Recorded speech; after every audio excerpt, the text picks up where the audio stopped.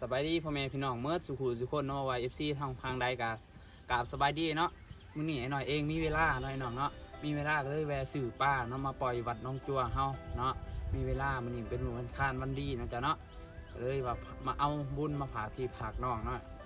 ผู้ใดเข้ามารับส้มก็ขออยู่ดีมีแห้งเมื่อสุขุสุคนด้วยน้องเด้อเนาะขาขายลำรวยเนาะมากับมาหลายคนเนาะมาหลายคนมาปล่อยป้าแน่มาสูดน้ำรถแน่มาผูกแขนแน่เนาะมัดแขนเนาะแล้วก็ไปกราบเพิ่นเนาะไปกราบอยู่บอลที่เพิ่นกราบไปร้ายเนาะคือบอลนี่เลยเนาะก่อนอื่นเนาะทางไอ้หน่อยก็ขอบใจเนาะ FC ที่ติดตามเนาะติดตามมาตลอดเนาะติดตามข้าพเจ้ามาตลอดเนาะวันเสาร์นี่ไอ้หน่อยเองก็บ่ได้ถ่ายเนาะตอนสื่อป้าเนาะได้ถ่ายเอาแต่ร้อยเดียวเนาะมันมามื้อนี้เขาได้มาปล่อยปลาอยู่ตรงไอ้เบิดเนาะในวัดน้องตัวเขาก็งามหลายหน่อยเนาะงามอีกทีได้เนาะนี่เป็นวิวธรรมชาติเนาะตัวงามแห้งไอ้น้องเนาะเป็นแหล่งท่องเที่ยวใครอยากมาเที่ยวได้เด้อเนาะอยู่นี่ยินดีต้อนรับเสมอทุกท่านเนาะจ้ะเนาะที่วัดน้องจัวเมืองงามแห่งสารวัตรเนาะงามหลายน้องเนาะใครมากับบ่พลาดเนาะบ่อยากให้พลาดเด้อวัดแห่งนี้เนาะแห่งสารวัตรเนาะในแห่งสารวัตรเฮานี่บ่อยากให้พลาดเนาะใครมีเวลามาแวะมากราบมาไหว้เนาะพระพุทธคุณเนาะในวัดแห่งนี้เนาะให้ทุกคนมาสัมผัสเบิ่งเนาะกายใจเย็นเนาะว่าเย็นเนาะได้